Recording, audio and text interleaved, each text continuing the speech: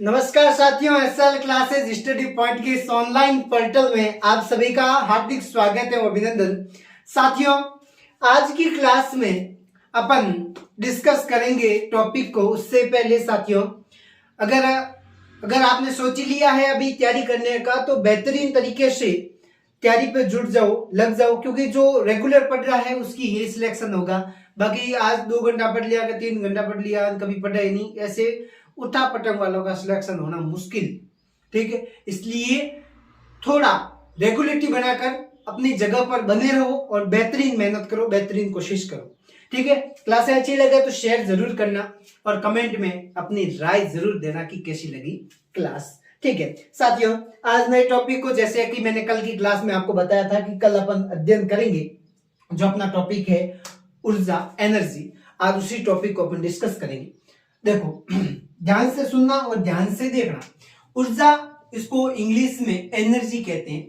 किसी वस्तु में नियत कार्य करने की क्षमता को उस वस्तु की ऊर्जा कहते हैं। किसी भी वस्तु में, कोई भी वस्तु है, उसके अंदर कोई नियत कार्य करने की जो क्षमता होती है, उस क्षमता को ऊर्जा कहते हैं। मतलब कोई भी कार्य करते हुआ उस कार्य को करने में, जो कार्य को करने में आपके पास में क्षमता होती है, जो कार्य आप करते हो उस कार्य को करने के लिए जितनी आपके पास में क्षमता होती है, उसको ही अपन क्या कहते हैं? ऊर्जा कहते हैं।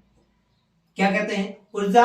उस कार्य को करने की क्षमता को ही अपन क्या कहते हैं? ऊर्जा कहते हैं। क्या कहते हैं? ऊर्जा कहते हैं। नॉर्मल सी बात है, घणो रटन वाली चीज कहीं है कौन। मतलब जो कोई आप काम करया करो, जो भी काम करो, जैसे कि आपको किसी ने कह दिया कि, आपके पापा ने कह दिया कि बेटा ए बाटा पड़िया है, बाटा मतलब समझो पत्थर, ए बाटा पड़िया और बाटा उठा पड़ा एक साइड रख दे।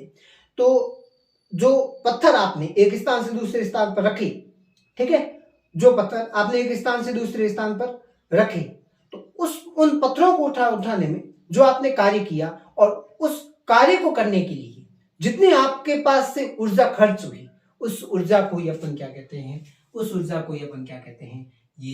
उस ऊर्जा को ही अपन क्या कहते हैं? ऊर्जा कहते हैं। मतलब जो ऊर्जा खत्म हुई उसको ऊर्जा कहते हैं। ठीक है, इसका ऐसा ही मात्रक जूल होता है। इंपॉर्टेंट कर लो, इसका ऐसा ही मात्रक क्या होता है? जूल होता है। क्या होता है? जूल होता है। ऊष्मा और ऊर्जा अलग है। ऊष्मा अपन पढ़ेंगे अगली क्लासों में, आज अपन ऊर्जा पढ़ेंगे। ऊर्जा अलग है, ऊष्मा। ऊर्जा के विभिन्न रूप होते हैं, अलग अलग विभिन्न रूप होते हैं, जैसे स्थितिज ऊर्जा, गतिज ऊर्जा, ऊष्मीय ऊर्जा, विद्युत ऊर्जा, प्रकाश ऊर्जा, रासायनिक ऊर्जा, नाभिकीय ऊर्जा, परमाणु ऊर्जा, ऐसे बहुत सारी ऊर्जाएं होती है। ठीक है, जैसे कि स्थितिज ऊर्जा है, गतिज ऊर्जा है, ये इसके विभिन्न क्या होते हैं? रूप होते हैं। अपन एक दो अध्ययन करेंगे, जैसे गतिज ऊर्जा कर लेते हैं, एक और ऊर्जा अध्ययन कर लेंगे, स्थितिज ऊर्जा, ऐसा कुछ। ठीक है, तो गतिज ऊर्जा, इसको इंग्लिश में काइनेटिक एनर्जी कहते हैं। क्या कहते हैं? Kinetic energy. इसके अंदर से एक प्रश्न मिलेगा। ठीक है, देखो, किसी वस्तु में गति के कारण जो ऊर्जा करने की जो क्षमता होती है, उसे गतिज ऊर्जा कहते हैं। गतिज ऊर्जा मतलब जो आप दौड़ रहे हो, गति कर रहे हो, चल रहे हो, दौड़ रहे हो, गति कर रहे हो, वो करने में, जैसे यहां से आप चलना स्टार्ट हो गया, आपके घर से आप चलना स्टार्ट हो गया, किसी भी गंतव्य स्थान तक जाते हो, जैसे आप कोचिंग जा रहे हो तो कोचिंग, काम पे जा रहे हो या स्कूल जा रहे हो, तो आप घर से स्कूल तक गए, वहां तक जाने में जो ऊर्जा आपके पास से खर्च हुई, जो ऊर्जा आपके पास से खर्च हुई, उसको ही अपन क्या कहते हैं? गतिज ऊर्जा कहते हैं। मतलब आप जैसे जैसे शुरुआत में चलना स्टार्ट हुआ, तो एकदम जैसे हमारे यहाँ पे क्या, गांव से बाबा रामदेव जी का रूनीचा पड़ता है, वहां रूनीचा तक जाते हैं पैदल। ठीक है, आपके अलग अलग तीर्थंकर कहीं जाते हो, हम रामदेव जी के वहां जाते हैं। शुरुआत हम क्या होता है? बढ़िया एकदम जोशीला जाते हैं, और यहाँ से पोखरण से निकलते हैं, तब हमारी हवा निकलना लगती है। मतलब शुरुआत में जोश होता है, जैसे जैसे चलते हैं वैसे वैसे ऊर्जा क्या होती है? खर्च होती जाती है। ऊर्जा क्या होती है? खर्च होती जाती है। जैसे जैसे ऊर्जा खर्च हुई, वहां आपकी क्या होती है? गतिज ऊर्जा हो जाती है। मतलब बीच रास्ते में जैसे चले गए, यहाँ से निकले, ठीक है, बीच में हमारे आता है अलग अलग बढ़ियाना, ऐसे स्थान, गांव आते हैं। बढ़ियाना हो गया, राजमताई हो गया, ठीक है, बांदेवा हो गया, ये इलाके बीच में आ गए। तो ये इलाके आए, तो इन इलाकों तक पहुंचे, तब तक ऊर्जा जैसे जैसे खर्च होती गई, ठीक है, तो वहां पर क्या होगी? गतिज ऊर्जा लगती है। मतलब गति के कारण जो ऊर्जा हो, ठीक है। यदि एम द्रव्यमान की कोई भी वस्तु होगी, वो v वेग से चल रही है, एम द्रव्यमान की कोई भी है ना, मानना m द्रव्यमान की कोई भी वस्तु v वेग से चल रही है तो गतिज ऊर्जा क्या हो जाएगी kv का मतलब काइनेटिक एनर्जी ke मतलब काइनेटिक एनर्जी बराबर 1/2 mv²। कैसे आएगा आपको नहीं रखना है, बस केवल आपको याद रखना है कि kv बराबर 1/2 mv² होता है। गतिज ऊर्जा और संवेग में संबंध, ये इंपॉर्टेंट प्रश्न पूछा जाता है। आपको केवल जो मैं कह रहा हूं कैसे बने क्या बने आपको नहीं रखना, बस केवल कैसे है क्या है बस इतना याद रखना। kv बराबर गतिज ऊर्जा और संवेग के अंदर संबंध क्लासों में दिया हुआ है, आपको इतना ही पूछेगा, आपको पूरी रामायण नहीं पूछेगा। संबंध p²/2m, मतलब 9th क्लास की किताब में हूबहू ये चीज दी हुई, ठीक है। तो ke मतलब काइनेटिक एनर्जी बराबर p²/2m, यहाँ जो p है वो क्या है संवेग है, और संवेग बराबर होता है mv। संवेग बराबर क्या होता है mv, m है द्रव्यमान, v है वेग, ठीक है। तो संवेग बराबर होता है mv, ठीक है, मतलब द्रव्यमान इंटू वेग, ठीक है। और काइनेटिक एनर्जी बराबर p²/2m। देखो 1/2 mv है, ठीक है, mv के स्थान पर क्या आ गया p आ गया, क्या आ गया p आ गया, क्या आ गया p आ गया, और इसके नीचे क्या हो जाएगा 2m हो जाएगा। यहाँ पे एक चीज लिखी है कि संवेग को दुगुना करने पर, जैसे संवेग को अपन ने क्या किया दो गुना किया, क्या किया दो गुना किया, तो गतिज ऊर्जा कैसी कितनी हो जाती है 4 गुनी हो जाती है। कितना गुना हो जाती है 4 गुना हो जाती है। संवेग को 2 गुना करने पर गतिज ऊर्जा कितनी हो जाएगी 4 गुना हो जाएगी। कितनी हो जाएगी 4 गुना हो जाएगी, मतलब संवेग की स्थिति से गतिज ऊर्जा क्या होगी दुगुनी होती है। क्या होती है दुगुनी होती है। गतिशील कार, लुढ़कता हुआ पत्थर, बहता हुआ पानी, ये सारे किसके उदाहरण है ऊर्जा के उदाहरण है, गतिज ऊर्जा के उदाहरण। किसके उदाहरण है गतिज ऊर्जा के उदाहरण। सिंपल सी रामायण है, गति के कारण जो ऊर्जा खर्च होती है उसको गतिज ऊर्जा कहते हैं। जो ऊर्जा गति के कारण खर्च होती है उसको अपन कौन सी ऊर्जा कहते हैं गतिज ऊर्जा कहते हैं, काइनेटिक एनर्जी कहते हैं। ऊर्जा क्या होती है किसी वस्तु में नियत कार्य करने की क्षमता को ऊर्जा कहते हैं। मात्रक क्या होता है मात्रक होता है क्या जूल, क्या होता है जूल। और काइनेटिक एनर्जी का जो सूत्र कह सकते हो या काइनेटिक एनर्जी के काइनेटिक एनर्जी बराबर 1/2 mv²। काइनेटिक एनर्जी और संवेग के अंदर संबंध, तो काइनेटिक एनर्जी बराबर p²/2m, p है संवेग और p बराबर होता है mv। mv के स्थान पे अपन ने किसको रख दिया p को रख दिया, अपॉन क्या हो गया 2m। ये इन दोनों के मध्य संबंध, मतलब 2 गुना किया ना, इसलिए इन दोनों के मध्य क्या हो गया संबंध हो गया। अगली बात समझ में 2m है, 2m तो p 2v² बराबर है ना, तो 2m p² हो गए। ओके कोई दिक्कत नहीं, कोई दिक्कत। चलो तो ये नॉर्मल सी बात है, ले लो स्क्रीनशॉट, हूबहू चीजें हैं, इंपॉर्टेंट है, एग्जाम में आने लायक है, तो एक बार ध्यानपूर्वक सुनना देखना, आराम से समझ में आ जाएगी। लो स्क्रीनशॉट।